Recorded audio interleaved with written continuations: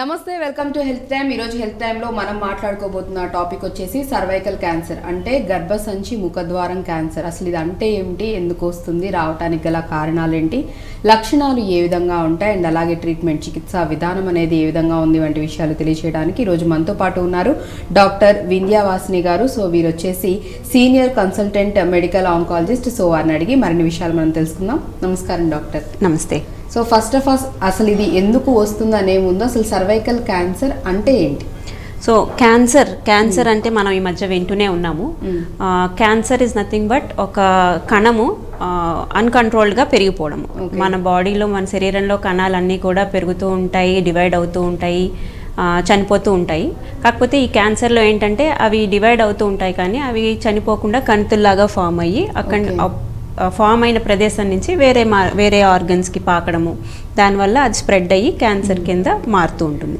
అలాగే సర్విక్స్ అంటే గర్భసంచి ముఖద్వారానికి స్టార్ట్ అయిన క్యాన్సర్ని సర్వైకల్ క్యాన్సర్ ఆర్ గర్భసంచి ముఖద్వారం క్యాన్సర్ అంటాము సో ఇది ఇప్పుడు మన దేశంలో జనరల్గా ఇండియాలో మనం చూసుకుంటే ఆడవాళ్ళలో బ్రెస్ట్ క్యాన్సర్ తర్వాత సర్వైకల్ క్యాన్సర్ మోస్ట్ కామన్గా ఉంటుంది ఒకప్పుడు సర్వైకల్ క్యాన్సరే అన్నిటికంటే ముందరగా ఉండేది మోస్ట్ కామన్ బాగా ఎక్కువ చూసేవాళ్ళం ఆడవాళ్ళలో 1970s 1980s అప్ టు 1990 2000 వరకు కూడా సర్వైకల్ క్యాన్సర్ అన్నది ఆడవాళ్ళలో అన్నిటికంటే ఎక్కువగా చూసే క్యాన్సర్స్ కింద పరిగణించేవాళ్ళం తర్వాత 2000 సంవత్సరం తర్వాత స్లోగా బ్రెస్ట్ క్యాన్సర్ అన్నది పెరగడం మొదలైంది ఈ మధ్య మళ్ళీ లాస్ట్ ఒక 10 ఏళ్ళ నుంచి కూడా మళ్ళీ సర్వైకల్ క్యాన్సర్ ఇన్సిడెన్స్ కొంచెం పెరుగుతోంది కొంచెం పెరగడం చూస్తున్నాం ఎస్పెషలీ రూరల్ ఏరియాస్ అంటే డిస్ట్రిక్ట్ లెవెల్స్లో విలేజెస్లో ఊళ్ళల్లో మనము ఎక్కువ చూస్తాం ఈ క్యాన్సర్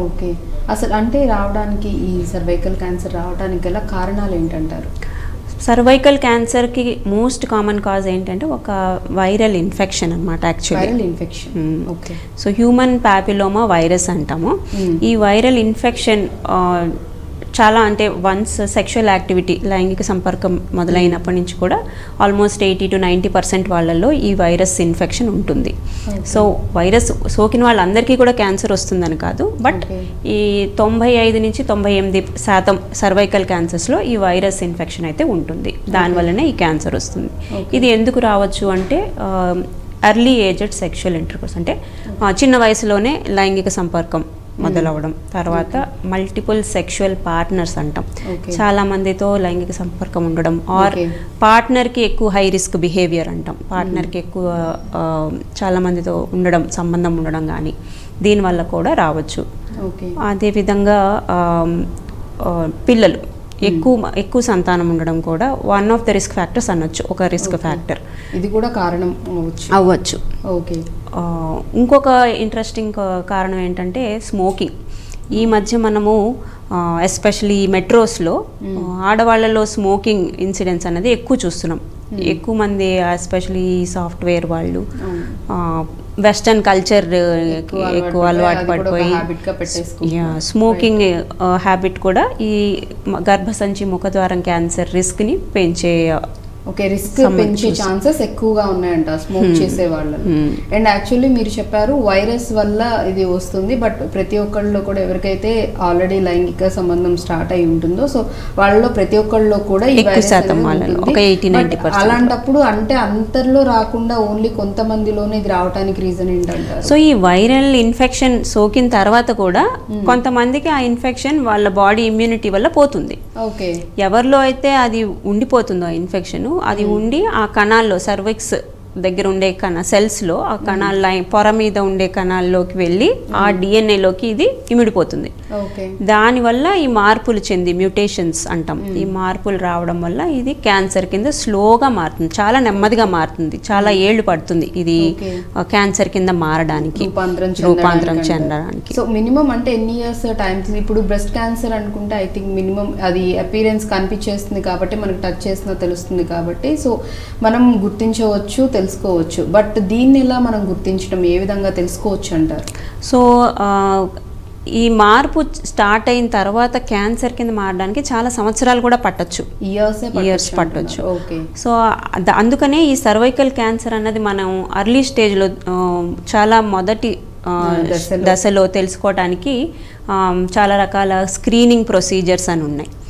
సో స్క్రీనింగ్ అంటే ఏంటంటే నార్మల్గా ఏ లక్షణాలు ఏ సిమ్టమ్స్ కంప్లైంట్స్ లేని వాళ్ళల్లో ఒక స్పెసిఫిక్ టెస్ట్ చేసి ఈ క్యాన్సర్ కానీ ఇప్పుడు మనం మాట్లాడుకుంటే సర్వైకల్ క్యాన్సర్ కాబట్టి ఈ సర్వైకల్ క్యాన్సర్ ఉన్న లక్షణాలు ఏమైనా ఉన్నాయా అని తెలుసుకోవడం.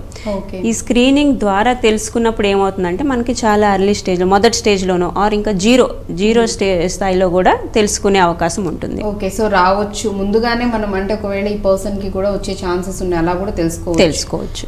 సో అంటే నార్మల్గా అయితే ఇప్పుడు మీరు చెప్తున్నట్లు ఇయర్స్ టైం అయితే పడుతూ ఉంటుందని అంటున్నారు. ఈలోపు మామూలుగానే ఇప్పుడు మనకి ఏదైనా ఒక హెల్త్ ఇష్యూ రాబోతుంది అంటే బాడీ ఖచ్చితంగా సైన్స్ అనేది ఇస్తూ ఉంటుంది, సిగ్నల్స్ అనేది ఇస్తూ ఉంటుంది, ముందుగానే అలర్ట్ చేస్తూ ఉంటుంది మన బాడీ ప్రాబ్లం రాబోతుంది, లేకపోతే పర్టికులర్గా పెయిన్ అనో లేకపోతే ఇంకేమన్నా అక్కడ ర్యాషెస్లో అట్లా కనిపించడం ఉంటుంది. సో ఇంటర్నల్ ఆర్గాన్స్కి సంబంధించి కంప్లీట్గా డిఫరెంట్గా ఉంటుంది. అండ్ ఎస్పెషల్లీ దీనికి సంబంధించి సర్వైకల్ క్యాన్సర్కి సంబంధించి ఏమన్నా లక్షణాలు ఏమన్నా బయటపడే ఛాన్సెస్ ఉన్నాయా? ఒకవేళ బయటపడితే ఏ స్టేజెస్లో బయటపడితే ఎన్ని ఇయర్స్ తర్వాత బయటపడతాయి? సో జనరల్గా ఏ క్యాన్సర్ అయినా కూడా లక్షణాలు అన్నవి మొదటి స్టేజ్లో కానీ ఇంకా ఎర్లీ స్టేజ్లో ఉన్నప్పుడు జనరల్గా ఏ లక్షణాలు ఉండవు.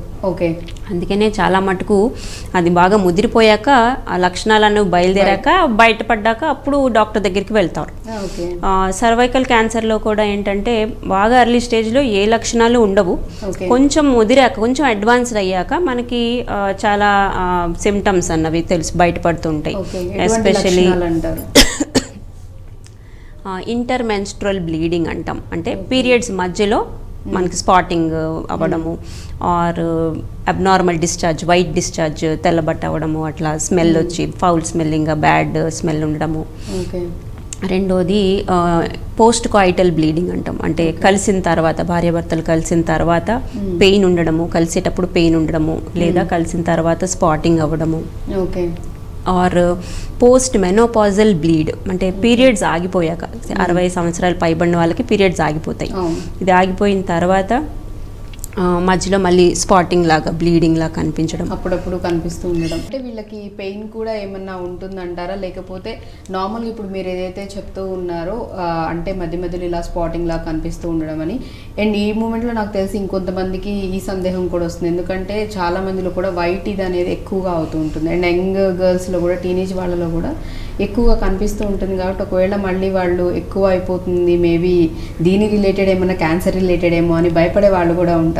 సో దానికి కూడా మేబీ అంటే హార్మోనల్ చేంజెస్ వల్ల మనకి ఇవన్నీ జరుగుతూ ఉంటాయి అంటారు. సో దానికి ఏమైనా రిలేట్ అయి ఉంటుందంటారా? సో వైట్ డిశ్చార్జ్ అనేది చాలా కారణాల వల్ల ఉంటుంది.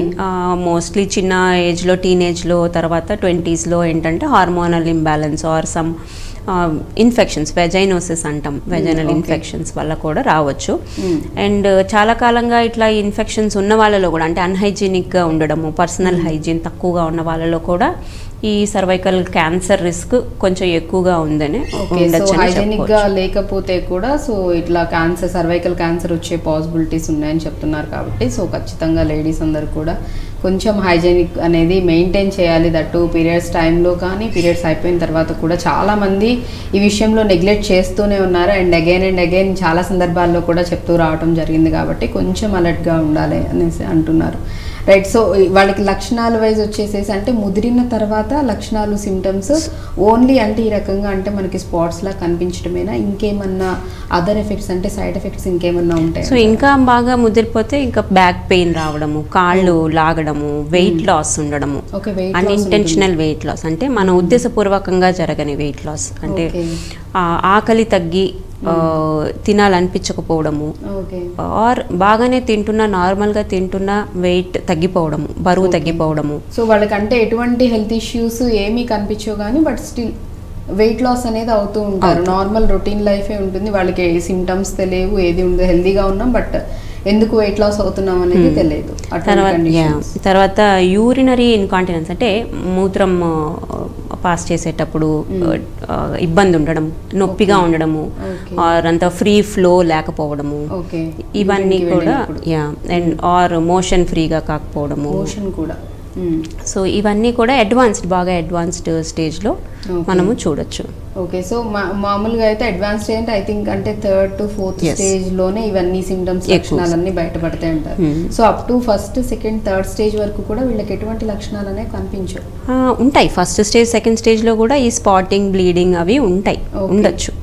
కాకపోతే ఏంటంటే ఇంకా అంతకంటే ముందుగా కూడా మనం కనిపెట్టి ఈ స్క్రీనింగ్ ద్వారా క్యూర్ 98 to 99% క్యూర్ శాతాన్ని మనం సాధించవచ్చు. ఓకే, సో ఇనిషియల్ స్టేజ్లోనే కనుక మనం కనుక డిటెక్ట్ చేసినట్లయితే కనుక సో ట్రీట్మెంట్ అనేది కొంచెం అడ్వాన్స్డ్ ఇప్పుడు వచ్చేసేసాయి కాబట్టి అసలు ఇంకా మళ్ళీ లేకుండా కంప్లీట్గా కూడా క్యూర్ చేయొచ్చు అంటున్నారు. అండ్ అగైన్ కొన్ని టెస్ట్లు చేసి మనం రాకముందే నిర్ధారణ చేసుకోవచ్చు ఒకవేళ వస్తుందేమో అని మీరు చెప్పడం జరిగింది. సో రాకముందు నిర్ధారణ చేసే టెస్ట్లు ఏంటి, అండ్ వచ్చిన తర్వాత కూడా ఏ స్టేజ్లో ఉందని చెప్పి చేసే టెస్ట్లు ఏంటి? సో రాకముందు మనం టెస్ట్ చేసేదాన్ని స్క్రీనింగ్ అంటాము. దీంట్లో భాగంగానే ప్యాప్స్మియర్ అని ఉంటుంది. ప్యాప్స్మియర్, ఇంకొకటి హెచ్పివి టెస్ట్. ఇప్పుడు అన్నిటికంటే కామన్గా చేసేది ప్యాప్స్మియర్. ఎవరు చేసుకోవాలి అది పెద్ద క్వశ్చన్. సో ఇండియాలో అయితే మనము 30 ఏళ్ల పైబడిన వాళ్ళ ఆడవాళ్ళందరికీ కూడా 3 సంవత్సరాలకు ఒకసారి ఈ ప్యాప్స్మియర్ టెస్ట్ అన్నది రికమెండ్ చేస్తాం. సో ఈ ప్యాప్స్మియర్ అంటే ఏంటి అంటే ఈ గర్భసంచి ముఖద్వారం ఉంటుంది కదా, దానికి మనము ఒక బ్రష్ లాంటిది పంపించి దానిపైన ఉండే సెల్స్ని మనము స్క్రేప్ చేస్తాం. స్క్రేప్ చేసి మైక్రోస్కోప్ కింద చూస్తాం. అందులో ఆ కణాల్లో ఏమైనా క్యాన్సర్ లక్షణాలు ఉన్నాయా లేదా అన్నది ఈ మైక్రోస్కోప్ కింద మనకి తెలుస్తుంది. దాన్ని బట్టి ఒకవేళ అనుమానాస్పదంగా ఏమైనా ఉంటే వెంటనే మళ్ళీ వాళ్ళకి ఫర్దర్ టెస్ట్లు, ఇంకా బయాప్సీ, ఇంకా అలాగే స్టేజింగ్ టెస్ట్లు, ఇవాల్యుయేషన్, స్టేజింగ్ ఇవాల్యుయేషన్ అంటాం. ఈ స్టేజింగ్లో రకరకాల టెస్ట్లు ఉంటాయి. ఒకటి ఏంటంటే అబ్డామిన్ స్కాన్, అంటే అది లోకల్గా ఎంతవరకు పాకింది అని తెలుసుకోవడం. అది అబ్డామిన్ స్కాన్లో రకరకాలు ఉండొచ్చు, సిటీ ఉండొచ్చు, ఎంఆర్ఐ ఉండొచ్చు. ఈ మధ్య పెట్ ఎంఆర్ అని వచ్చింది. యాక్చువల్లీ నాకు అది కూడా డౌట్ వచ్చింది. మామూలుగా పెట్ స్కాన్ అనేది నార్మల్గా మనకి ఎక్కడన్నా బాడీ మొత్తం మీద ఉందా లేదా అనేది, ఎంతవరకు ఉంది, ఎక్కడెక్కడ ఉందని తెలుసుకోవడానికి ఉంది. అగైన్ ఇది వచ్చేసేసి గర్భాశయ ముఖద్వారం దగ్గర కాబట్టి సో ఈవెన్ పెట్ స్కాన్లో కూడా ఇది మనకి డిటెక్ట్ అవుతుందంటారా? అండ్ ఇప్పుడు ఇదివరకు పెట్ సిటీ ఉండేది, ఇప్పుడు మన ఇండియాలో కూడా పెట్ ఎంఆర్ అన్న స్కాన్స్ కూడా వచ్చాయి. ఎంఆర్ఐ ఏంటంటే సాఫ్ట్ టిష్యూస్, ఎస్పెషల్లీ గర్భసంచి ముఖద్వారం అనేది సాఫ్ట్ టిష్యూ. దీంట్లో ఉండే గడ్డలు అవన్నీ కూడా ఎంఆర్ఐలో ఇంకా బాగా కనిపిస్తాయి. సో మనం పెట్ని ఎంఆర్ఐతో జతిస్తే మనకి రెజల్యూషన్ కానీ ఆ స్టేజింగ్ కానీ కరెక్ట్గా తెలుస్తుంది అన్నమాట. అంటే సెన్సిటివ్ ప్లేసెస్లో కనుక దీన్ని చేస్తారు, పెట్ ఎంఆర్ఐ అనేది చేసి నిర్ధారణ చేసుకోవడం అనేది జరుగుతుంది. అండ్ అగైన్ ఇంకొక డౌట్ కూడా ఏంటంటే డాక్టర్ గారు, కామన్గా మనకు వచ్చేసి చాలా మందిలో కూడా డౌట్ ఉంటుంది, గర్భసంచి క్యాన్సర్ అని కొంతమంది గర్భాశయ క్యాన్సర్ అంటూ ఉంటారు. అండ్ అగైన్ గర్భసంచి ఇప్పుడు మనం ముఖద్వారం క్యాన్సర్ అని చెప్తున్నాం. సో రెండిటికి ఉన్న తేడా ఏంటి, లేకపోతే రెండు ఒకటే అంటారా? లేదు, రెండు వేరు. సో గర్భసంచి అంటే యూట్రస్. ఈ గర్భసంచిలో దానికి మౌత్ ఆర్ ఓపెనింగ్ని ముఖద్వారం అంటాం. గర్భసంచి ముఖద్వారం అంటే సర్విక్స్. సో గర్భసంచి ముఖద్వారం క్యాన్సరు, గర్భసంచిలో క్యాన్సరు వేరు. గర్భసంచి క్యాన్సర్ అంటే ఇప్పుడు మామూలుగా ప్రెగ్నెంట్ అయితే బేబీ మనం ఊంబ్లో ఉంటుంది, దాని లైనింగ్ వచ్చే క్యాన్సర్ని జనరల్గా గర్భసంచి క్యాన్సర్ అంటాం, ఆర్ ఎండోమెట్రియల్ క్యాన్సర్ అంటాం. అండ్ ఈ గర్భసంచి ముఖద్వారం క్యాన్సర్ని సర్వైకల్ క్యాన్సర్ అంటాం. రెండిటికి అంటే వచ్చే ఏజ్ గ్రూప్ కూడా డిఫరెంట్, తర్వాత లక్షణాలు కొంచెం డిఫరెంట్.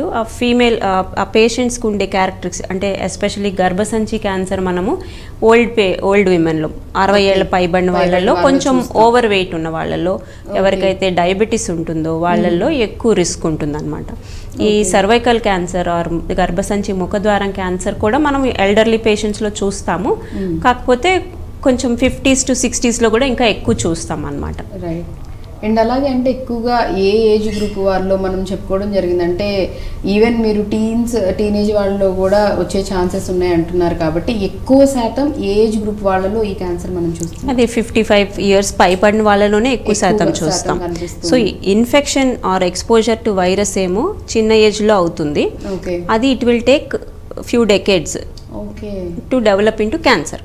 సో ఇప్పుడు ఇవాళ ఇన్ఫెక్షన్ అయితే కొన్ని సంవత్సరాల తర్వాత 10 సంవత్సరాలు అవ్వచ్చు, 20 సంవత్సరాలు అవ్వచ్చు, ఆ తర్వాత అది క్యాన్సర్ కింద మారే రిస్క్ ఉంటుంది. అందుకనే 20 ఏళ్ల వయసులో ఇన్ఫెక్షన్ వస్తే 40-50 ఏళ్ల వయసులో క్యాన్సర్ కింద మారే అవకాశం ఉంది. సో అది చాలా టైం తీసుకుంటుంది కాబట్టి సో ఇనిషియల్లో ఇన్ఫెక్షన్ ఉన్నా కానీ అది కంప్లీట్గా మొత్తం క్యాన్సర్ కింద రూపాంతరం చెంది క్యాన్సర్ కింద బయటపడడానికి మాత్రం చాలా టైం తీసుకుంటుంది. సో ఇంత టైం గ్యాప్ ఉంటుంది కాబట్టి మనకి కూడా ఆ స్క్రీనింగ్ చేసి ఈ చిన్నగా స్టార్ట్ అయిన అర్లీ స్టేజ్లో తొలి దశలో పట్టుకునే అవకాశం కూడా చాలా ఎక్కువ ఉంటుంది.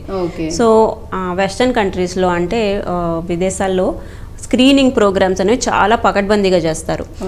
ప్రతి స్త్రీకి 30 ఏళ్ళు పైబడిన తర్వాత ఖచ్చితంగా ఈ ప్యాప్స్మియర్ టెస్ట్ అనేది 3 సంవత్సరాలకు ఒకసారి 65 ఏళ్ళ వరకు చేసుకుంటూ ఉంటారు. వాళ్ళకి ఆ స్క్రీనింగ్ ప్రోగ్రాంలోనే ఉంటుంది, మాస్ పాపులేషన్ బేస్డ్ స్క్రీనింగ్. మన ఇండియాలో ఏంటంటే బికాస్ ఆఫ్ ద పాపులేషన్, ఇంత పెద్ద పాపులేషన్కి గవర్నమెంట్లోనే ఎంత స్క్రీనింగ్ జరగాలి అంటే అది ప్రాక్టికల్లీ ఇంపాసిబుల్. సో అందుకని మన దేశంలో ఏంటంటే ఈ డిటెక్ట్ అయ్యేసరికి తెలుసుకునేసరికే చాలా ముదిరిపోయిన స్టేజ్లోనే బయటపడుతూ ఉంటుంది. ఓకే. అండ్ అలాగే ఈ సర్వైకల్ క్యాన్సర్ వల్ల రిస్క్ ఎక్కువ ఉంటుందంటారా మనకి, లైఫ్ థ్రెటనింగ్? సో జనరల్గా ఏ క్యాన్సర్ అయినా కూడా అర్లీ స్టేజ్లో మనం కనుక్కుంటే దాన్ని కొంచెం చిన్న ట్రీట్మెంట్తో క్యూర్ చేసే అవకాశాలు ఎక్కువ ఉంటాయి. సర్వైకల్ క్యాన్సర్లో కూడా అలానే సపోజ్ మనం మొదటి స్టేజ్లో కానీ రెండో స్టేజ్లో కానీ, మొదటి స్టేజ్లో ఎస్పెషల్లీ డయాగ్నోస్ చేస్తే మనకి క్యూర్ ఛాన్సెస్ మోర్ దెన్ 95% ఉంటాయి. ఓకే, 95%. సెకండ్ స్టేజ్లో 80% ఉండొచ్చు, థర్డ్ స్టేజ్కి 60% ఉంటుంది. ఫోర్త్ స్టేజ్లో ఏంటంటే క్యూర్ అనే అవకాశం ఉండకపోవచ్చు, కంట్రోల్ చేసి లైఫ్ స్పాన్ పొడిగించుకునే ప్రయత్నం చేస్తాం. సో ఎంత అర్లీగా కనుక్కోగలిగితే క్యూర్ ఛాన్సెస్ అంత ఎక్కువ ఉంటాయి, మనకి మొత్తం నయం చేసుకునే అవకాశాలు అంత ఎక్కువ ఉంటాయి. ఓకే. అండ్ అలాగే అంటే క్యాన్సర్స్లో పర్టికులర్గా కొన్ని టైప్స్ ఆఫ్ క్యాన్సర్స్లో అది నెక్స్ట్ వంశపారపర్యంగా అంటే ఎవరైనా మన ఫ్యామిలీలో ఎవరికైనా ఫ్యామిలీ హిస్టరీలో ఎవరికైనా ఉంటే మేబీ వచ్చే ఛాన్సెస్ అనేవి ఉంటాయని అనుకుంటున్నాం. బట్ ఇక్కడ మీరు ఇనిషియల్లోనే చెప్పడం జరిగింది వైరస్ ఇన్ఫెక్షన్ వల్ల దానివల్ల యాక్చువల్లీ క్యాన్సర్ వస్తుందని. సో అగైన్ దానివల్ల క్యాన్సర్ వచ్చినప్పటికీ కూడా నెక్స్ట్ జనరేషన్స్కి ఆ ఎఫెక్ట్ అనేది ఏమన్నా ఉంటుందంటారా? పాసిబిలిటీస్ ఉన్నాయా? జనరల్గా నేను ఇందాక చెప్పినట్టుగా సర్వైకల్ క్యాన్సర్ అన్నది ఇట్లా వంశపారంపర్యంగా స్ప్రెడ్ అయ్యే అవకాశం అయితే ఉండదు. దీనికి భిన్నంగా కొన్ని రకాల క్యాన్సర్స్ అంటే బ్రెస్ట్ క్యాన్సర్ కానీ, ఓవేరియన్ క్యాన్సర్ కానీ, కొన్ని రకాల కాలాన్ అంటే పేగుకి సంబంధించిన క్యాన్సర్స్ కానీ, స్టమక్కి సంబంధించిన క్యాన్సర్స్ కానీ ఒక 5% to 10% ఇట్లా వంశపారంపర్యంగా వెళ్ళొచ్చు ఫ్యామిలీస్లో. బట్ సర్వైకల్ క్యాన్సర్ అంటే గర్భసంచి ముఖద్వారం క్యాన్సర్కి ఇట్లా వంశపారంపర్యంగా పాకే అవకాశాలు తక్కువ. ఓకే. సో వంశపారపర్యంగా అసలు ఛాన్సెసే లేవంటారు, ఓన్లీ ఇది వైరల్ ఇన్ఫెక్షన్ వల్ల వస్తుంది కాబట్టి సో దానివల్ల ఎక్కువ రావడానికి ఎక్కువ కాదు, మోస్ట్లీ అందువల్లే వస్తుందని చెప్తే 98% వైరల్ కాజ్. ఓకే. అండ్ అలాగే అంటే ఎవరెవరిలో దాన్ని కూడా మనం చెప్పుకుంటున్నాం, టీనేజ్ వాళ్ళలో తొందరగా సెక్షువల్గా పార్టిసిపేషన్ అనేది ఉన్న వాళ్ళలో మొదలవుతుంది వస్తుంది, అండ్ మిడిల్ ఏజ్ వాళ్ళకు కూడా కొంతమందికి ఉంటుంది. అగైన్ ఇమ్యూనిటీ రెసిస్టెన్సీ పవర్ ఇప్పుడు అలా చూసుకుంటే రెసిస్టెన్సీ పవర్ తక్కువగా ఉన్న లేడీస్లో కూడా వచ్చే ఛాన్సెస్ చాలా ఎక్కువ ఉంటుంది. ఇప్పుడు మనము క్లాసిక్ మనకి ఎగ్జాంపుల్ ఏంటంటే హెచ్ఐవి ఇన్ఫెక్షన్ ఉన్న వాళ్ళల్లో ఈ cervical cancer are in general కొన్ని రకాల క్యాన్సర్స్, అందులో ఎస్పెషల్లీ సర్వైకల్ క్యాన్సర్ చాలా ఎక్కువగా చూస్తూ ఉంటాం. సో హెచ్ఐవి పేషెంట్స్లో ఏంటంటే మెయిన్గా ఇమ్యూనిటీ అన్నది వాళ్ళకి లోపిస్తుంది. ఎప్పుడైతే ఇమ్యూనిటీ డౌన్ ఉంటుందో ఈ క్యాన్సర్స్ రిస్క్ అనేది చాలా ఎక్కువ ఉంటుంది. ఓకే. అండ్ అలాగే అగైన్ మనం ట్రీట్మెంట్ విషయానికి వచ్చినట్లయితే కనుక సో క్యాన్సర్కి ఒకప్పుడు మీరు అన్నట్లుగానే చాలా తక్కువ, ఏదైనా చాలా పెద్ద హెల్త్ ఇష్యూస్ అంటే వాటిల్లో ఒకటి క్యాన్సర్ అనుకునే వాళ్ళు చాలా తక్కువ మందిలో కనిపిస్తూ ఉండే. ఇప్పుడు వచ్చేసరికి చూస్తున్నట్లయితే క్యాన్సర్ అనేది అసలు అది హ్యూజ్ అయిపోయింది. అండ్ నెంబర్ ఆఫ్ క్యాన్సర్ అంటే టైప్స్ కూడా డిఫరెంట్ టైప్స్ ఆఫ్ కొత్త క్యాన్సర్లు అనేవి కూడా మనం చూస్తూ ఉన్నాం. ఎప్పటికప్పుడు క్యాన్సర్ పేషెంట్స్ సంఖ్య కూడా రోజుకి పెరిగిపోతూ వస్తుంది. కాబట్టి అగైన్ ట్రీట్మెంట్స్ విషయానికి వచ్చినట్లయితే కీమో, రేడియేషన్, సర్జరీ అనేది కామన్గా చేస్తూ ఉంటారు క్యాన్సర్కి సంబంధించి. బట్ దీనికి సర్వైకల్ క్యాన్సర్కి సంబంధించి ట్రీట్మెంట్ ప్రాసెస్ అనేది ఏ విధంగా ఉంటుంది? సో సర్వైకల్ క్యాన్సర్కి ఎస్పెషల్లీ మనకి స్టేజ్ చాలా ముఖ్యం. ఇన్ఫ్యాక్ట్ ఎనీ క్యాన్సర్కి స్టేజ్ అనేది చాలా ముఖ్యం. సర్వైకల్ క్యాన్సర్లో కూడా మనకి ఏ ట్రీట్మెంట్ అందించాలి అని డిసైడ్ చేయడానికి ముందు స్టేజింగ్ వర్కప్లో ఫస్ట్ బయాప్సీ, అది ఫస్ట్ నిర్ధారణ. తర్వాత scanning either CT or MRI or PET scan ఇవి చేసి అది ఎంతవరకు లోకల్గా ఎంత దూరం వరకు పాకింది, ఈ లింఫ్ నోడ్స్ అన్నవి ఏమైనా పిక్కలకి పాకిందా లేదా, పిక్కలకు కూడా వచ్చే అవకాశం పొట్టలో ఉండే లింఫ్ నోడ్స్ ఉంటాయి, ఆ లింఫ్ నోడ్స్కి కూడా పాకే అవకాశం ఎక్కువ ఉంటుంది. స్టేజ్ పెరిగే కొద్దీ ఆ లింఫ్ నోడ్స్ పాకడం అన్నది ఛాన్స్ ఎక్కువ ఉంటుంది. బేసిక్గా అంటే యాక్చువల్లీ బ్రెస్ట్ క్యాన్సర్లో ఇది వినటం జరిగింది. అంటే మామూలుగా బ్రెస్ట్ క్యాన్సర్ వచ్చిన వాళ్ళకి అవి హ్యాండ్స్ వరకు చంకల్లో నుంచి హ్యాండ్స్ వరకు వచ్చే అవకాశం ఉందంట. సో అగైన్ దీనిలో వచ్చేసరికి మనకి సో ఏ క్యాన్సర్లో అయినా ప్రతి అవయవానికి కూడా లింఫాటిక్ డ్రైనేజ్ అన్నది ఉంటుందన్నమాట. సో క్యాన్సర్ కూడా ఆ అవయవానికి ఏదైతే క్యాన్సర్ వస్తుందో దానికి సంబంధించిన రీజనల్ లింఫ్ నోడ్స్ అంటాం. ఏదైతే ఆ లింఫాటిక్ డ్రైనేజ్ ఉంటుందో అక్కడికి వెళ్ళే బ్లడ్ సర్క్యులేషన్ ద్వారా వెళ్ళి అక్కడ పాకుతాయి. సో సర్వైకల్ క్యాన్సర్ కూడా అబ్డామినల్ లింఫ్ నోడ్స్ దాటికి పాకే అవకాశం ఉంటుంది. ఇది స్టేజ్ పెరిగే కొద్దీ ఈ లింఫ్ నోడ్ ఇన్వాల్వ్మెంట్ అంటే లింఫ్ నోడ్స్ ఎక్కువ ఇన్వాల్వ్ అయ్యి ఎఫెక్ట్ అయ్యే అవకాశం ఎక్కువ ఉంటుంది. సో ఫస్ట్ స్టేజ్లో స్టేజ్ 1లో కూడా A1 అని ఉంటుంది. స్టేజ్ 1 A1 స్టేజ్ అంత స్టేజింగ్ ఉంటుంది అనమాట. సో వెరీ ఎర్లీ స్టేజ్లో ఈ లింఫ్ నోడ్స్ ఇన్వాల్వ్మెంట్ అన్నది చాలా తక్కువ ఉంటుంది. సో మనం స్క్రీనింగ్ ద్వారా ఇంత ఎర్లీ స్టేజ్ని కూడా కనుక్కునే అవకాశం ఎక్కువ ఉంటుంది అనమాట. మన పై దేశాల్లో చూస్తే అమెరికాలో యూరోప్లోని most of the cervical cancers majority ఎవరికైతే డిటెక్ట్ చేస్తారో ఈ స్టేజ్లో డిటెక్ట్ చేస్తారు. ఎందుకు అంటే ఆ స్క్రీనింగ్ ఉంటుంది కాబట్టి. సో వాళ్ళలో cervical cancers cure rates more than 95% ఉంటాయి. మన దేశంలో 70 to 80% స్టేజ్ 2 స్టేజ్ 3లోనే డిటెక్ట్ అవుతాయి. సో క్యూర్ రేట్స్ కానీ మనకి ట్రీట్మెంట్ అవుట్కమ్స్ కానీ అంత బాగా ఉండవు. సో ఎప్పుడైతే ఇంత ఎర్లీ స్టేజ్లో డిటెక్ట్ చేస్తామో ట్రీట్మెంట్ కూడా దానికి తక్కువ ఉంటుంది. సర్జరీ కూడా పూర్తిగా యూట్రస్ తీయక్కర్లేకుండా మనం ఫర్టిలిటీ ప్రిజర్వింగ్ సర్జరీస్ అంటారు. ఓన్లీ కోనైజేషన్ అంటాం, చిన్న కోన్ లాంటి ఒక పీస్ ఏదైతే ఎఫెక్ట్ అవుతుందో ఆ సర్విక్స్ మీద దానికి ఒక చిన్న మార్జిన్ ఇచ్చి తీసేస్తే ట్రీట్మెంట్ అయిపోతుంది. రైట్. సో అంటే చాలా మందికి ఈ సందేహం, ఈవెన్ గర్భాశయంలో క్యాన్సర్ వస్తే కూడా చాలా మందికి ఇదే డౌట్ ఉంటుంది. అంటే మొత్తం తీసేస్తారేమో, కొంతమంది వాళ్ళు వీళ్ళు చెప్పిన మాటలు విని అపోహలకి పోయి భయానికి పోయి మొత్తం గర్భసంచే తీసేస్తారని భయపడుతూ ఉంటారు. కొంతమంది ఎవరైతే అంటే మ్యారేజ్ అవ్వని వాళ్ళు లేకపోతే అప్పుడే మ్యారేజ్ అయిన వాళ్ళు ఇంకా సంతానం కలగని వాళ్ళకి ఖచ్చితంగా ఈ ఎఫెక్ట్ అనేది ఉంటుంది, భయం అనేది ఉంటుంది. ఒకవేళ స్క్రీనింగ్ చేసినప్పుడు నిర్ధారణ అయితే కనుక నెక్స్ట్ సంతానం విషయంలో ప్రాబ్లం అవుతుందేమో, ఇంకా సంతానం కనలేమేమో అని అనుకుంటూ ఉంటారు. కాబట్టి సో వాళ్ళకి అటువంటి భయాలు అయితే పెట్టుకోవాల్సిన అవసరం డెఫినెట్గా. సో ఈ స్క్రీనింగ్ ద్వారా మనం తెలుసుకోగలగడం కూడా అర్లీ స్టేజ్లో పట్టుకుని ఇట్లా చిన్న చిన్న treatments, fertility preserving or organ preserving surgeries ఉంటాయి. దాని ద్వారా మనం ట్రీట్మెంట్ కంప్లీట్ చేసి క్యూర్ ఛాన్సెస్ అన్నవి పెంచుకోవచ్చు. రైట్. ఒకవేళ మీరంటే సంతానం కలగని వాళ్ళకి అంటే మ్యారేజ్ అయ్యి ఎవరికైతే స్క్రీనింగ్లో తెలుస్తుందో వాళ్ళకి ఒకవేళ ట్రీట్మెంట్ సర్జరీ మొత్తం చేసిన తర్వాత అగైన్ వాళ్ళకి సంతానం కలిగినప్పుడు అంటే కన్సీవ్ అయినప్పుడు ఏమన్నా సమస్యలు వస్తాయంటారా, ఎటువంటి ఇబ్బందులు ఉండవంటారా? చాలా మటుకు ఇట్లా కోనైజేషన్ అయిన తర్వాత సంతానం కలిగి నార్మల్గా డెలివరీ అయ్యి నార్మల్ ఫ్యామిలీ లైఫ్ అంతా లీడ్ చేస్తున్న వాళ్ళే ఉంటారు. కొంత increase risk of cervical factor అంటారు, అది ఉండొచ్చు. బట్ అది గైనకాలజిస్ట్ కేర్లో బాగానే నార్మల్గా టర్మ్ దాకా ప్రెగ్నెన్సీ మనం ఫినిష్ చేసి డెలివరీ నార్మల్గా చేసుకుని పిల్లల్ని కూడా హెల్తీగా కన్న వాళ్ళు కూడా ఉన్నారు. రైట్. మళ్ళీ ఇంకొక ఈ డౌట్ కూడా రావచ్చు చాలా వరకు లేడీస్లో కూడా. చాలామంది కూడా అంటే మినిమం ఇద్దరు సంతానం కావాలని కోరుకుంటూ ఉంటారు. కాబట్టి అసలు అంటే సంతానం ఇంకా పిల్లల గురించి ప్లానింగ్ చేసుకుని వాళ్ళకి ఒకళ్ళతో, బట్ ఇంకా ఇద్దరు కావాలనుకున్న వాళ్ళకి ఇద్దరు సంతానంకైనా ఇబ్బంది ఉండదు, ఎటువంటి ఇబ్బంది అయితే ఉండదు. సో కన్సీవ్ అవ్వడానికి ప్రెగ్నెన్సీస్ కూడా ఒకవేళ ట్రీట్మెంట్ అయిపోయిన తర్వాత కూడా చక్కగా హ్యాపీగా సంతాన విషయంలో ఇబ్బంది ఉండదని చెప్తూ ఉన్నారు.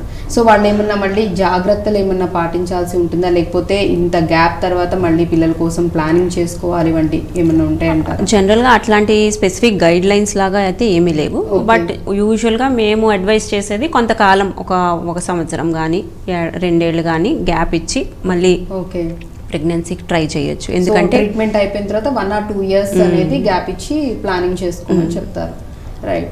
అండ్ ఒకవేళ అంటే కొంచెం ఎక్కువ ఏజ్ ఉన్న వాళ్ళలో అయితే ఐ థింక్ 30+ లేకపోతే 35 అట్లా ఉన్న వాళ్ళలో వస్తే కనుక వాళ్ళు ఏ విధంగా కేర్ తీసుకోవాలంటారు, ఎలా ఫాలో అవ్వాలి ప్రెగ్నెన్సీ కోసం. సో అగైన్ మళ్ళీ స్టేజ్ బట్టి ఉంటుంది. ఒకవేళ వెరీ ఎర్లీ స్టేజ్ ఇన్సిటు అని ఉంటాం, స్టేజ్ 0 అని కూడా ఉంటుంది ఇందులో. సో స్టేజ్ 0లోనే కనుక్కుని చిన్న ట్రీట్మెంట్తో దానికి మనము క్యూర్ కనుక చేయగలిగితే మేబీ ఇమీడియట్గా ఫాలో అప్లో ఒక 6 months తర్వాత ఒకసారి మళ్ళీ ప్యాప్స్మియర్ చేసుకుని అంత నార్మల్ ఉంది అంటే వాళ్ళు సంతానానికి కూడా ప్రయత్నం చేయొచ్చు. ఓకే, సో రైట్, అంటే అడ్వాన్స్డ్ ట్రీట్మెంట్స్ కూడా ఉన్నాయి కాబట్టి ఒకవేళ లేట్గా మ్యారేజ్ అయ్యి సంతానం కోసం ప్లానింగ్ చేసుకున్న వాళ్ళకి ఎవరికైనా డిటెక్ట్ అయ్యి ఉంటే కనుక సో వాళ్ళకు కూడా ఇబ్బంది ఏమి ఉండదు. వాళ్ళు ఏ స్టేజ్లో ఉందో చూసి ఇనీషియల్ స్టేజ్లో కనుక ఉన్నట్లయితే ట్రీట్మెంట్ కూడా చాలా త్వరగా అయిపోతుంది అండ్ వెంటనే మళ్ళీ సంతానంకి కూడా అంటే ప్లానింగ్ కూడా పిల్లల కోసం చేసుకోవచ్చు అని చెప్తున్నారు కాబట్టి అటువంటి భయాలు కూడా పెట్టుకోవాల్సిన అవసరం లేదని అంటారు. So even chemo radiation surgery అనేది కంపల్సరీ అంటారా లేకపోతే డిపెండ్స్ అంటారా అగైన్? సో మళ్ళీ ఇందాక చెప్పినట్టుగానే అర్లీ స్టేజ్లో స్టేజ్ 1A స్టేజ్ 1B వరకు కొంతవరకు మనకి surgery is the main treatment. Surgery చాలా ముఖ్యం. కొంత స్టేజ్ దాటాక స్టేజ్ 1B2 నుంచి కూడా ఏంటంటే సర్జరీ వీలుంటే సర్జరీ చేసి ఆ తర్వాత అవసరం ఉంటే రేడియేషన్కి అవసరం అంటే చాలా లక్షణాలు ఉంటాయి. ఈ సర్జరీ అయిన తర్వాత ఆ సైజ్ ఎంత, ట్యూమర్ సైజ్ ఎంత, అది ఎంత డీప్గా పాకింది, తర్వాత మార్జిన్ ఎట్లా ఉంది, లింఫ్ నోడ్స్ ఎట్లా ఉన్నాయి, ఈ యూట్రస్ పక్కన పారామెట్రియం అంటాం, ఆ పారామెట్రియం ఎట్లా ఇన్వాల్వ్ అయింది, ఇవన్నీ ఫీచర్స్ చూసుకుని రేడియేషన్ అవసరం ఉంటే రేడియేషన్ ఇవ్వాల్సి వస్తుంది. రేడియేషన్లో కూడా మళ్ళీ 2 రకాలు ఉంటాయి. ఎక్స్టర్నల్ బీమ్ రేడియేషన్ అంటాం, బయట నుంచి ఇచ్చేది. ఇంకొకటి ఇంట్రా క్యావిటరీ హై డోస్ రేడియేషన్ అంటాం. ఈ 2 అవసరం పడవచ్చు. అవసరం ఉంటే ఈ రేడియేషన్తో పాటుగా వారానికి ఒక డోస్ ఆఫ్ కీమోథెరపీ, రేడియో సెన్సిటైజర్ అంటాం. ఈ కీమోథెరపీ ఏం చేస్తుందంటే అది రేడియేషన్ ఎఫెక్ట్ని పెంచేలాగా చూస్తుంది. రేడియో సెన్సిటైజర్ అంటాం, అంటే రేడియేషన్ వల్ల ఇంకా ఎక్కువ కణాలు చనిపోయేలాగా చేస్తుంది. సో మేజర్గా ఈ సర్వైకల్ క్యాన్సర్లో సర్జరీ తర్వాత రేడియేషన్ ఇంపార్టెంట్ ఫ్యాక్టర్స్. కీమోథెరపీ అన్నది చాలా అడ్వాన్స్డ్ స్టేజ్లో 4th స్టేజ్లో ఎప్పుడైతే ఇది వేరే ఆర్గన్స్కి పాకుతుందో స్ప్రెడ్ అవుతుంది, లివర్కి కానీ లంగ్కి కానీ పొట్టలో ఇంకా బాగా గడ్డలు ఎక్కువ ఉండడం కానీ అట్లా అయినప్పుడు కీమోథెరపీ యూజ్ చేస్తాం. కీమోతో పాటుగా ఈ మధ్య రీసెంట్గా ఇమ్యూనోథెరపీ అని కూడా వచ్చింది. సో అడ్వాన్స్డ్ థెరపీస్ కూడా రావడం జరిగింది. సో దీనికి రిలేటెడ్గా కూడా సో అడ్వాన్స్డ్ థెరపీస్ అనేవి డెఫినెట్గా. సో ఇమ్యూనోథెరపీ ఏం చేస్తుందంటే మన బాడీలో ఇమ్యూన్ సెల్స్ని ఆ ట్యూమర్ మీదకి స్టిమ్యులేట్ చేస్తుంది, యాక్టివేట్ చేస్తుంది. సో ఆ పేషెంట్ యొక్క ఇమ్యూన్ సెల్సే, వైట్ బ్లడ్ సెల్సే వెళ్ళి ఆ ట్యూమర్తో ఫైట్ చేసి దాన్ని చంపేయడం జరుగుతుంది. సో ఇమ్యూనోథెరపీ కూడా ఈ సర్వైకల్ క్యాన్సర్లో చాలా మంచి రిజల్ట్స్ చూపిస్తున్నాయి అండ్ రెస్పాన్సెస్ కూడా పేషెంట్స్లో కూడా చాలా మంచి రెస్పాన్సెస్ ఉంటాయి. అండ్ ఇమ్యూనోథెరపీ బ్యూటీ ఏంటంటే దానికి సైడ్ ఎఫెక్ట్స్ అన్నవి చాలా తక్కువ ఉంటాయి. ఓకే, మనం కీమోథెరపీతో చూస్తూ ఉంటాం హెయిర్ లాస్ అని, రేడియేషన్ ఇవన్నీ చేస్తున్నప్పుడు చాలా వీక్ అయిపోతుంటారు, హెయిర్ లాస్ కౌంట్స్ పడిపోతుంది. సో ఇమ్యూనోథెరపీలో అసలు అటువంటి సైడ్ ఎఫెక్ట్స్ అన్నవి దాదాపుగా ఉండవు, 95% ఏమి ఉండవు.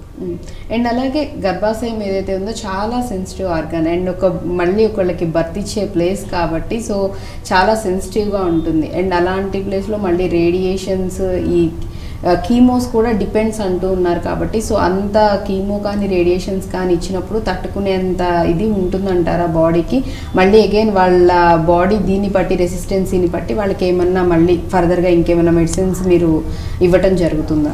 సో రేడియేషన్ అన్నది ఇప్పుడు మనకి కొత్త టెక్నిక్స్ కూడా వచ్చేసాయి, చాలా advanced planning systems, artificial intelligence కూడా వాడుతూ మనము ఆ రేడియేషన్ అన్నది కరెక్ట్గా మనకి ఎక్కడైతే అవసరమో ఆ గర్భసంచి ముఖద్వారానికే ఉంది కాబట్టి అక్కడే రేడియేషన్ డెలివర్ అయ్యేలాగా మనం ప్లాన్ చేసుకోవచ్చు.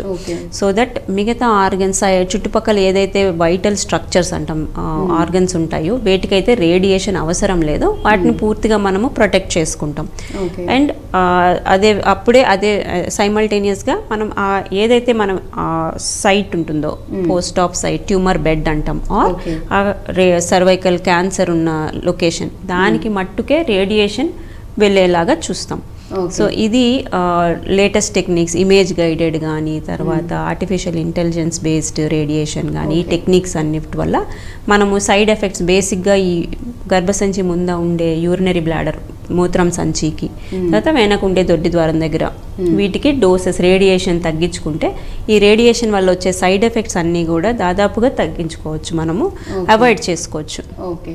అండ్ అలాగే గర్భాశయంలో, ఇప్పుడు గర్భాశయం ముఖద్వారంలో కనుక మనం క్యాన్సర్ గురించి మాట్లాడుకుంటూ ఉన్నాం కాబట్టి, అండ్ ఎవరైతే ఒకవేళ కన్సీవ్ అవ్వలేదో సంతానంకి ప్రయత్నించవచ్చు అని చెప్పారు, ఒకవేళ వాళ్ళు ఫ్రీ డెలివరీ అంటే సందేహం కూడా చాలా మందిలో వచ్చి ఉండొచ్చు, ఫ్రీ డెలివరీ కోరుకునే వాళ్ళు, ఫ్రీ డెలివరీ చేసుకోవాలి అనుకునే వాళ్ళకి ఈ గర్భాశయ ముఖద్వారం దగ్గర క్యాన్సర్ వచ్చి ట్రీట్మెంట్ అయి ఉంటే అదేమన్నా ఎఫెక్ట్ అవుతుందేమో, అంటే ఫ్రీ డెలివరీ చేయలేమేమో అన్న ఆలోచన కూడా చాలా మందిలో భయం, సందేహం కూడా ఉండొచ్చు.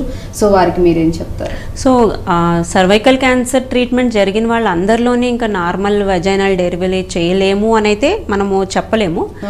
ఒక్కొక్క పేషెంట్ కండిషన్ బట్టి, ఇండివిజువల్ వాళ్ళ వెజైనల్ కండిషన్ బట్టి, సర్వైకల్ కండిషన్ బట్టి ఫ్రీ డెలివరీ అవ్వచ్చు అని ఏమైనా గైనకాలజిస్ట్ నిర్ధారణ చేస్తే మనం ప్రయత్నం చేయొచ్చు. ఖచ్చితంగా ససేమిరా చెయ్యకూడదు అని అయితే ఏమీ లేదు. ఓకే. ఇంకా హోప్స్ డిపెండ్స్, చెప్పలేము, అంటే వాళ్ళ కండిషన్ని బట్టి ఉంటుంది. సో ఫ్రీ డెలివరీ అయ్యే ఛాన్సెస్ ఉంటాయి, లేదు అంటే అప్పుడు బేబీ సిచ్యువేషన్ బట్టి, మేబీ హెల్త్ని బట్టి కూడా డిపెండ్ అయ్యి ఉంటుంది. కాకపోతే సర్వైకల్ క్యాన్సర్ మనం చూసేది కూడా కొంచెం ఎర్లీ ఏజ్లో, 50 years ఆ ఏజ్లో, జనరల్గా 45 years అట్లీస్ట్ ఆ ఏజ్కి వాళ్ళ ఫ్యామిలీ కూడా కంప్లీట్ అయిపోతుంది. అండ్ రిస్క్ ఫ్యాక్టర్స్లో కూడా నేను చెప్పాను, ఎక్కువ నెంబర్ ఆఫ్ డెలివరీస్ వల్ల కూడా మనకి రిస్క్ ఎక్కువ అవుతుంది.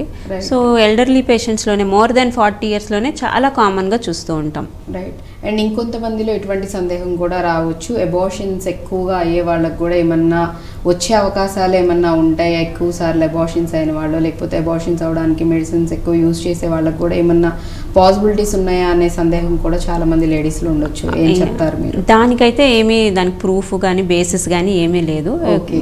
మల్టిపుల్ అబార్షన్స్ అయిన వాళ్ళలో సర్వైకల్ క్యాన్సర్ రిస్క్ ఉన్నదైతే దాఖలాలో అయితే ఏమీ లేదు. ఓకే. సో అవన్నీ అపోహలు మాత్రమే. ఒకవేళ అటువంటి సందేహాలు, డౌట్లు ఉన్నా కానీ వచ్చే అవకాశం అయితే లేదని చాలా క్లియర్గా చెప్తున్నారు కాబట్టి భయపడాల్సిన అవసరం లేదు. అండ్ అలా ఇంకొంతమందిలో కూడా, అంటే ఈ సర్వైకల్ క్యాన్సర్ వల్ల ట్రీట్మెంట్స్ ఇవన్నీ చేయించుకోవటం వల్ల వెజైనా లూజ్ అయిపోతుంది అనే ఆలోచన కూడా చాలా మందిలో ఉండుండొచ్చు. సో వారికి మీరేం చెప్తారు? సో ఆ వెజైనా లూజ్ అవ్వటం కూడా అదంతా కూడా అపోహే. కాకపోతే కొంచెం వెజైనల్ డ్రైనెస్ అయితే ఉండొచ్చు. అంటే రేడియేషన్, ఒకవేళ రేడియేషన్ అవసరం ఉంటే కొంచెం వెజైనల్ డ్రైనెస్ రావచ్చు. బట్ దానికి మనకి లూబ్రికెంట్స్ ఇతర పరిక్రమాలు కూడా ఉన్నాయి. ఓకే. సో వాటికి రిలేటెడ్గా ట్రీట్మెంట్ మెడిసిన్స్ అనేవి కూడా ఉంటాయి కాబట్టి సో వాటికి భయపడాల్సిన అవసరం లేదంటారు. అండ్ అగైన్ ప్రతి ఒక్కళ్ళకి కూడా కంపల్సరీగా, అంటే మస్ట్ అండ్ షుడ్గా సర్జరీ రిక్వైర్, లేదంటే సర్జరీతో పాటు కీమో రేడియేషన్ కూడా వాళ్ళకి రిక్వైర్. మీరు కీమో వచ్చేసేసి ఏదైతే బాగా అడ్వాన్స్డ్ ఉన్నారో వాళ్ళకి కీమో ఇవ్వాల్సి ఉంటుంది, ఏదైతే రేడియేషన్ సర్జరీతో పాటు అని చెప్పారు. సో మిగిలిన కేసెస్లో, అంటే ఫస్ట్, సెకండ్, థర్డ్ స్టేజెస్లో ఉన్న వాళ్ళలో అయితే అగైన్ అది డిపెండ్ అవుతుందంటారా, లేకపోతే సర్జరీ ఒక్కటి చేసి వాళ్ళకి మొత్తం రిమూవ్ చేసి ట్రీట్మెంట్ చేసి పంపించేస్తారు? చాలా ఎర్లీ స్టేజ్లో, అంటే స్టేజ్ 1A వాటిల్లో ఏంటంటే ఓన్లీ సర్జరీ ఒక్కటే చేసేసి ఇంకా మనము ఫాలోఅప్లో, అంటే 3 నెలలకు ఒకసారి పిలుస్తాం, చెకప్స్ చేసుకుంటూ ఉంటాం. కొంచెము స్టేజ్ 1B వాటిల్లో ఏంటంటే సర్జరీ బాగా జరిగిపోయింది, లింఫ్ నోడ్స్ ఏమీ లేవు ఆర్ హై రిస్క్ ఫీచర్స్ లేవు అనుకుంటే మనం రేడియేషన్ అవాయిడ్ చేయొచ్చు. సెకండ్ స్టేజ్లో నుంచి ఏంటంటే సర్జరీ తర్వాత రేడియేషన్ ఆర్ ఓన్లీ రేడియేషన్ కూడా మనము ఇవ్వచ్చు. ఓకే. సో అగైన్ స్టేజెస్ని బట్టి, వాళ్ళ హెల్త్ కండిషన్ని బట్టి డిపెండ్ అయి ఉంటుంది ట్రీట్మెంట్ అని. ఎందుకంటే చాలామంది doctor cancer related any type of cancer అయినా కానీ చాలామందికి ఉన్న అపోహ, భయం ఏంటంటే ప్రాసెస్ అయితే కీమో రేడియేషన్ సర్జరీ అని చెప్పారు కదా, కొంతమందికి ఇలాంటి ప్రాబ్లమే వచ్చినప్పుడు వాళ్ళకి ఓన్లీ రేడియేషనే చేశారు, లేకపోతే ఓన్లీ కీమోనే చేశారు, లేకపోతే కీమో రేడియేషన్ సర్జరీ కూడా చేశారు, మాకు వచ్చేసి ఒకటే చేశారు, ట్రీట్మెంట్ చేయలేదు, హాఫే చేశారన్న అపోహలో భయపడే వాళ్ళు, అట్లా ఆలోచించే వాళ్ళు కూడా లేకపోలేదు. సో అందుకనే అగైన్ నేను ఇంత క్లియర్గా అడగాల్సి వస్తుంది అనమాట. అందరిలోనూ అట్లా ఉండదు కాబట్టి సో అది తెలుసుకోవాలని. సో స్టేజ్ బట్టి మనకి ట్రీట్మెంట్ ఏమేమి ఇంక్లూడ్ చేయాలనేది నిర్ధారణ చేస్తాం. రైట్. సో ఈ విధంగా అడ్వాన్స్డ్ వచ్చేసి మీరు ఇమ్యూనోథెరపీ గురించి చెప్పడం జరిగింది. ఇమ్యూనోథెరపీ ద్వారా హ్యాపీగా అంటే వాళ్ళకి ఇంకా రెసిస్టెన్సీ అనేది పెంచేలా ఉండేలాగా అని. అండ్ అలాగే ఈ ట్రీట్మెంట్ నడుస్తూ ఉన్నప్పుడు వీళ్ళకి ఫుడ్ వైజ్ అంటే ఫుడ్కి సంబంధించి కూడా ఎటువంటి కేర్ తీసుకోవాలి, ఎటువంటి ఆహారం అనేది ఇవ్వటం జరుగుతుంది ఆ టైంలో? జనరల్గా ఈ క్యాన్సర్ ట్రీట్మెంట్ అప్పుడు సర్జరీ అవ్వనివ్వండి, రేడియేషన్ అవ్వనివ్వండి, కీమోథెరపీ అవ్వండి, స్పెసిఫిక్ ఫుడ్ రెస్ట్రిక్షన్స్ కానీ ఇదే ఇవ్వాలి అని అయితే ఏమీ లేదు. In general high protein diet recommend చేస్తాం, ప్రోటీన్ రిచ్ ఫుడ్. సో ఇందులో భాగంగా నాన్ వెజ్ తినే వాళ్ళలో ఎగ్ వైట్స్, చికెన్, ఫిష్ ఇవే ఇంక్లూడ్ చేయడము, పప్పు, కూరలు, పన్నీర్, సోయా బేస్డ్, బీన్స్ ఇవన్నీ ఇంక్లూడ్ చేయడము, fresh fruits and boiled vegetables include చేయడము. తర్వాత ఈ హైలీ ప్రాసెస్డ్ ఫుడ్స్, తర్వాత ఫాస్ట్ ఫుడ్స్, ఈ fried items, deep fried items ఇవన్నీ కూడా అవాయిడ్ చేయడం.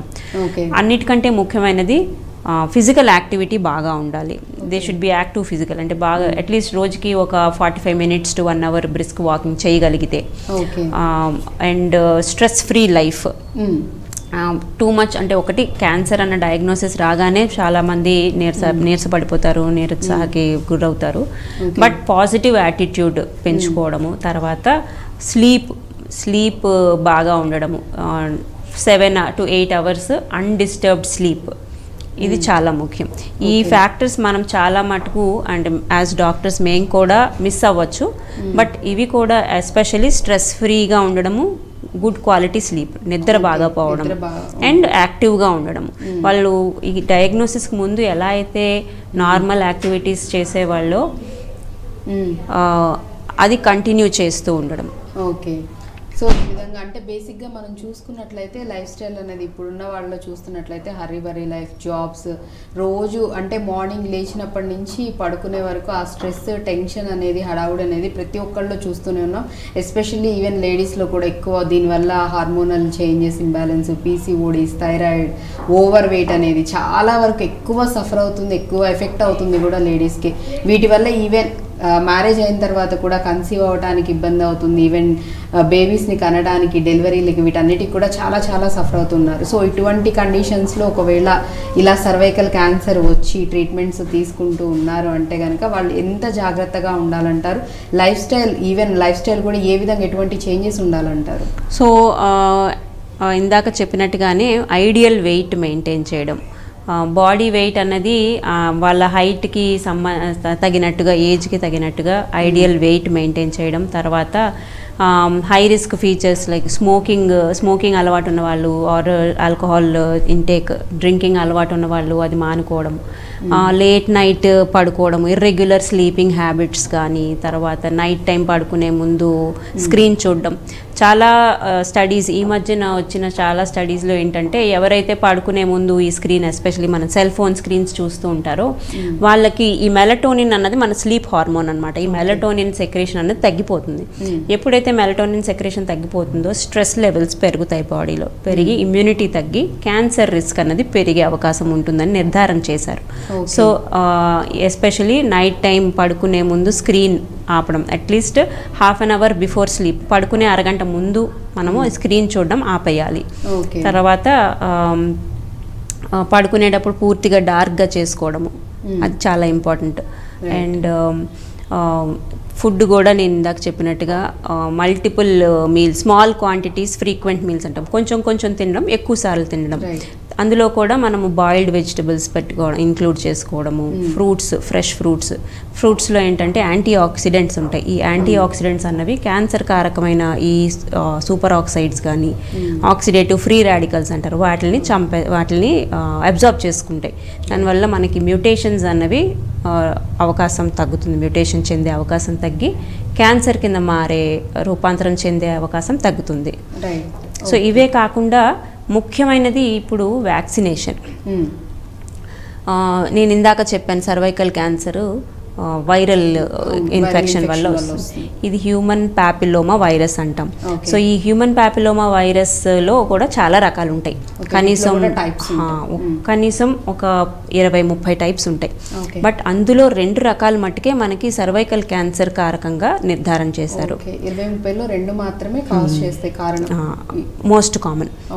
మిగతావి ఏంటంటే వాట్స్, పుల్పిర్లు అంటాం, పులిపిర్లు రావడము, తర్వాత ఏనల్ క్యాన్సర్స్, పెనైల్ క్యాన్సర్స్, మగవాళ్ళలో పినైల్ క్యాన్సర్స్, ఓరల్ క్యాన్సర్స్, ఇవి వచ్చే రిస్క్ ఎక్కువ ఉంటుంది. సో ఈ ఇన్ఫెక్షనే రాకుండా ఉంటే మనకి ఈ క్యాన్సర్స్ కానీ ఈ వాట్స్ కానీ వచ్చే రిస్క్ తగ్గిపోతుంది. మోర్ దెన్ 95% తగ్గిపోతుంది, 80% to 90%. సో ఈ వ్యాక్సినేషన్ అన్నది ఎవరికైతే ఈ ఇన్ఫెక్షన్ ఉండదో వాళ్ళలో ఇస్తే చాలా బాగా ఎఫెక్టివ్గా బాగా పనిచేస్తుంది. సో అందుకనే చిన్నపిల్లల్లో 10 ఏళ్ళు పైబడిన వాళ్ళకి, ఎస్పెషల్లీ 11 to 12 years, 11 నుంచి 12 ఏళ్ళ అమ్మాయిలకి ఆర్ అబ్బాయిలకి ఈ వ్యాక్సినేషన్ ఇస్తే వాళ్ళు పెద్దవాళ్ళు అయ్యాక ఈ క్యాన్సర్స్ బారిన పడకుండా మనం ప్రొటెక్ట్ చేసుకోవచ్చు. ఈ వ్యాక్సిన్లో కూడా 3 రకాలు ఉన్నాయి. సో సర్వైకల్ క్యాన్సర్ వ్యాక్సిన్ను మనం ఇందాక ఏదైతే చెప్పుకున్నామో ఈ హ్యూమన్ ప్యాపిలోమా వైరస్ అన్న దాని వల్ల వస్తుందని. సో ఈ వ్యాక్సిన్ ఏం చేస్తుందంటే ఆ వైరస్ ఇన్ఫెక్షన్స్ అవ్వకుండా ప్రివెంట్ చేస్తుంది. మనము చిన్నప్పుడు టీకాలు వేయిస్తాం పిల్లలకి, బీసీజీ అని, తర్వాత టీబీకి అని, తర్వాత మీజిల్స్, మమ్స్, ఈ రకరకాల వైరల్ ఇన్ఫెక్షన్స్ అవి కూడా. సో అవన్నీ రాకుండా ఈ వ్యాక్సినేషన్ ఎలా అయితే వేస్తామో ఈ సర్వైకల్ క్యాన్సర్ వ్యాక్సిన్ కూడా అలాగే పనిచేస్తుంది. సో ఎక్కువ అంటే ఏ ఏజ్ లో వేయించాల్సి ఉంటుందంటారు? సో ఈ వ్యాక్సిన్ ఏం చేస్తుందంటే ఇన్ఫెక్షన్ రాకుండా ప్రొటెక్ట్ చేస్తుంది, కానీ ఆల్రెడీ ఎవరికైతే ఇన్ఫెక్షన్ వచ్చిందో వాళ్ళకి ఏమీ ఎఫెక్ట్ ఉండదు, ఆ ఇన్ఫెక్షన్ ని తొలగించలేదు. సో ఇది ఇన్ఫెక్షన్ బారిన పడక ముందే మనం వేసుకోవాలి. అంటే చిన్నపిల్లల్లో ఎవరైతే ఈ యాక్టివ్ సెక్షువల్ లైఫ్ లో ఇంకా వెళ్ళరో, పార్టిసిపేట్ చేయరో, పాల్గొనరో వాళ్ళలో వేస్తాం, వ్యాక్సిన్ వేస్తాం. మరి పెద్దవారికి వచ్చేసరికి అంటే ఒకవేళ అంటే ఇన్ఫెక్షన్ రాని వాళ్ళకైనా పెద్ద ఏజ్ వాళ్ళలో ఒకవేళ వేయించుకోవాల్సి వస్తే వాళ్ళు ఈ వ్యాక్సిన్ అనేది వేయించుకోవచ్చు అంటారా? సో జనరల్ గా మనం ఈ వ్యాక్సిన్ వేసే ఐడియల్ ఏజ్ ఏంటంటే 11 నుంచి 12 ఏళ్ళు. ఈ వయసు మధ్యలో ఆడవాళ్ళకి, అమ్మాయిలకి వేస్తాము. ఓకే. సో అంటే మళ్ళీ దీనిలో ఓన్లీ గర్ల్స్ కి మాత్రమే ఉంటుందంటారా, బాయ్స్ కి ఈ వ్యాక్సిన్ అనేది వేయరు? సో 3 రకాల వ్యాక్సిన్స్ ఉంటాయి. ఓకే. ఫస్ట్ ది బైవాలెంట్ అంటాం. ఏదైతే నేను 2 రకాల హెచ్పివి టైప్స్ మోస్ట్ కామన్ అని చెప్పానో దాన్ని ప్రొటెక్షన్ కోసం బైవాలెంట్ వ్యాక్సిన్ అని ఉంటుంది, దాన్ని సెర్వారిక్స్ అంటారు. రెండోది క్వాడ్రివాలెంట్, అంటే 4 రకాల టైప్స్ ఆఫ్ వైరస్ని ప్రొటెక్షన్ ఇచ్చేది, అది గార్డాసిల్ క్వాడ్రివాలెంట్ దాని పేరు. లేటెస్ట్ది మూడోది 9 రకాల వైరస్ టైప్స్ మీద మనకి ప్రొటెక్షన్ ఉంటుంది, దాన్ని గార్డాసిల్ 9 వ్యాలెంట్ అంటారు. సో ఈ లాస్ట్ది ఏంటంటే మోస్ట్ అడ్వాన్స్డ్ అనమాట. సో అది సర్వైకల్ క్యాన్సర్కి ప్రొటెక్షన్ ఇస్తుంది, తర్వాత ఏనల్ క్యాన్సర్ అంటే దొడ్డి ద్వారంకి వచ్చే క్యాన్సర్స్, తర్వాత మగవాళ్ళలో పినైల్ క్యాన్సర్స్, ఈ పులిపిర్లు, కొన్ని రకాల oral cavity cancers, oral cancers, నోటికి సంబంధించిన క్యాన్సర్స్ నుంచి కూడా ప్రొటెక్షన్ ఇస్తుంది.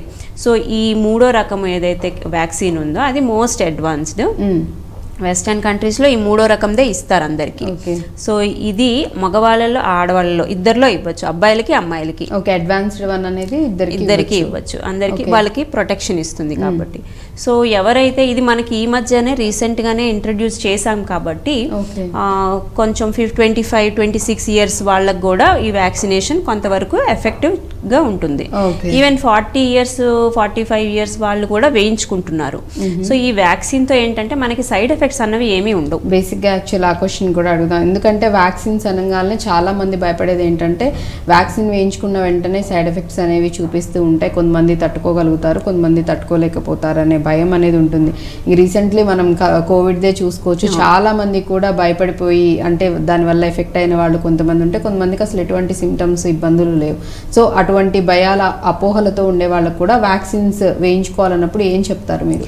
సో జనరల్గా ఈ వ్యాక్సిన్ మనకి మామూలు జనరల్ పాపులేషన్లో ఇంట్రడ్యూస్ చేసే ముందు చాలా రకాల ట్రయల్స్ చేస్తారు దానికి.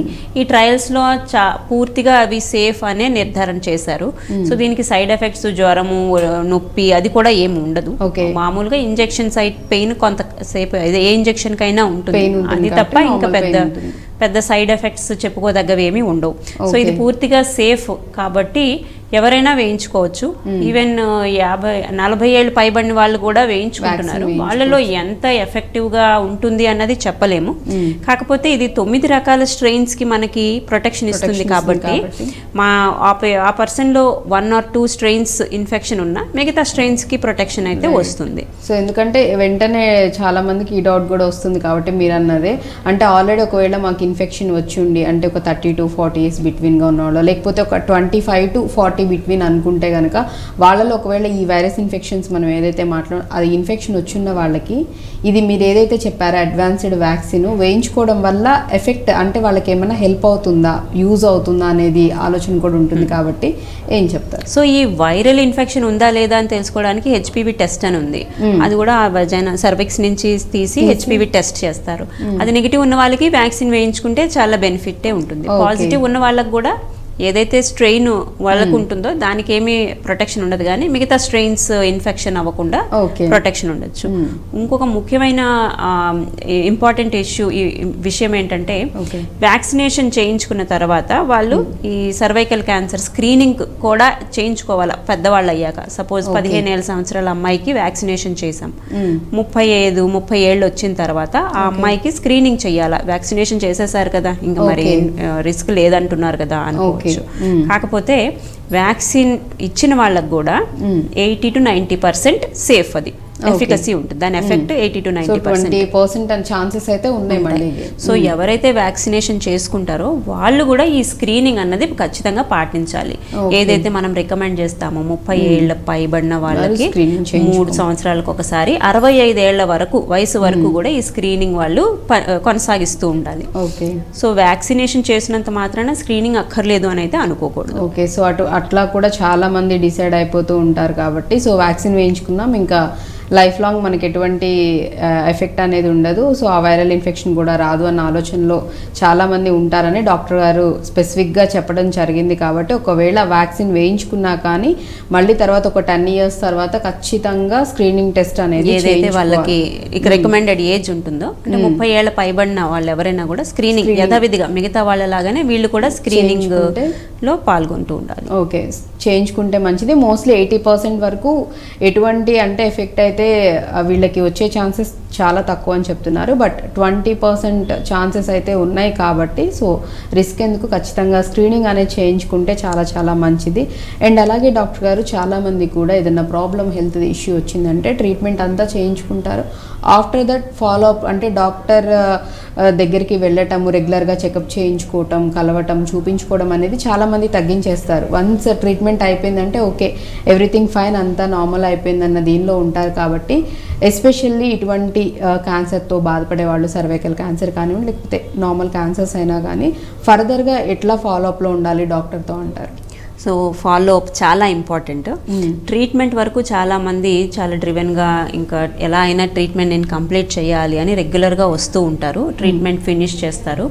ట్రీట్మెంట్ అయిన తర్వాత వాళ్ళకి మనం ఇంపార్టెన్స్ ఆఫ్ ఫాలో అప్ చెప్పాలి. ఎందుకంటే మోస్ట్ ఆఫ్ ద క్యాన్సర్స్ మళ్ళీ తిరిగి వచ్చే రిస్క్ కొంత ఉంటుంది. ఆ రిస్క్ కూడా మొదటి 3 సంవత్సరాలు 5 సంవత్సరాల్లో చాలా ఎక్కువ ఉంటుంది అనమాట. సో ఇనీషియల్గా ఈ ఫాలో అప్ అనేది చాలా ఇంపార్టెంట్. ముఖ్యంగా మొదటి 2 సంవత్సరాల్లో 3 నెలలకు ఒకసారి ఫాలో అప్ చెకప్కి ఖచ్చితంగా రావాలి. ఈ ఫాలో అప్ విజిట్స్లో మేము ఫిజికల్ ఎగ్జామినేషన్ చేసి, తర్వాత లోకల్గా సర్వైకల్ ఎగ్జామినేషన్, పర్వెజనల్ ఎగ్జామినేషన్ చేసి, మాకేమైనా అనుమానాస్పదంగా ఉంటే దానికి ఇంకా ఫర్దర్ టెస్ట్లు అవసరం ఉంటే చేసుకుని, ఒకవేళ మళ్ళీ తిరిగి వచ్చే రిస్క్ ఉంటే ఆ రిస్క్ని మనము అర్లీగానే కనుక్కొని, ముందుగానే కనుక్కొని, మళ్ళీ చిన్న స్టేజ్లోనే మొదలైతే దాన్ని మళ్ళీ ట్రీట్ చేసి క్యూర్ చేసే అవకాశాలు ఎక్కువ ఉంటాయి. సో మొదటి 2 సంవత్సరాల్లో 3 నెలలకు ఒకసారి ఖచ్చితంగా ఫాలోఅప్కి రావాలి. 2 సంవత్సరాలు అయిపోయిన తర్వాత 6 నెలలకు ఒకసారి, ఒక 3 years. సో ఈ విధంగా ఒక 5 years వరకు రెగ్యులర్గా డాక్టర్తో అంటే టచ్లో ఉండి రెగ్యులర్గా వెళ్ళి చెకప్స్ అనేవి చేయించుకుంటూ ఉండాలని చెప్తూ ఉన్నారు.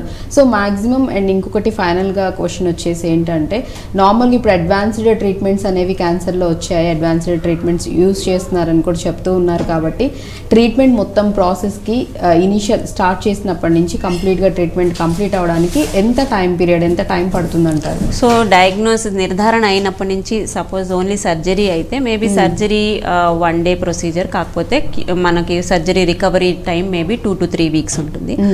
ఒకవేళ రేడియేషన్ కూడా అవసరమైతే ఇంకొక 2 to 3 weeks ఆఫ్ రేడియేషన్ ఉంటుంది. సో టోటల్గా 2 months to 2.5 months of treatment ఉంటుంది. ఆ తర్వాత ఫాలో అప్లో ఉంటారు. ఓకే, సో ఎక్కువగా అంటే చాలామంది కూడా ఇలా కూడా అపోహ పడుతూ ఉంటారు కాబట్టి 1 or 2 years వరకు ట్రీట్మెంట్ అనేది కంటిన్యూస్గా అవుతూనే ఉంటుంది.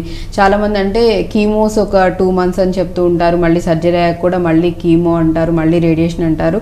సో లాంగ్ అండ్ లెందీ ప్రాసెస్లా ఉంటుందని చెప్పేసి చాలామంది ఫీల్ అవుతూ ఉంటున్నారు. కాబట్టి వాళ్ళ అపోహల కోసమే నేను ఈ క్వశ్చన్ అడగడం జరిగింది. సో మొత్తంగా చూసుకున్నట్లయితే డాక్టర్ గారు ఏం చెప్తున్నారు అంటే ఇప్పుడు అడ్వాన్స్డ్గా మెడిసిన్ కానీ ట్రీట్మెంట్స్ కానీ వచ్చాయి కాబట్టి క్యాన్సర్కి సంబంధించి భయపడాల్సిన అవసరం లేదు. అండ్ ఇంకొకటి కూడా 30 years పైన పడిన వాళ్ళు ఖచ్చితంగా స్క్రీనింగ్ టెస్ట్ అనేది ఖచ్చితంగా చేయించుకోవాలి ప్రతి ఒక్కళ్ళు కూడా, ఆడవాళ్ళు. అండ్ హైజెనిక్గా ఉండాలని కూడా చెప్తూ ఉన్నారు కాబట్టి సో ఇవన్నీ కూడా ఖచ్చితంగా ఫాలో అవ్వండి ప్రతి ఒక్కళ్ళు. సో ఇటువంటి ఫర్దర్గా ఇష్యూస్ రాకుండా ఉంటాయనేసి డాక్టర్ గారు చెప్తున్నారు. Before that thank you so much doctor గారు, థ్యాంక్ యూ, చాలా చక్కగా ఎక్స్ప్లెయిన్ చేశారు, ధన్యవాదాలు. సో చూసారు కదా, ఇది ఇవాల్టి హెల్త్ టాపిక్. మరో టాపిక్తో మళ్ళీ మీ ముందు ఉంటాను. Keep watching iDream News.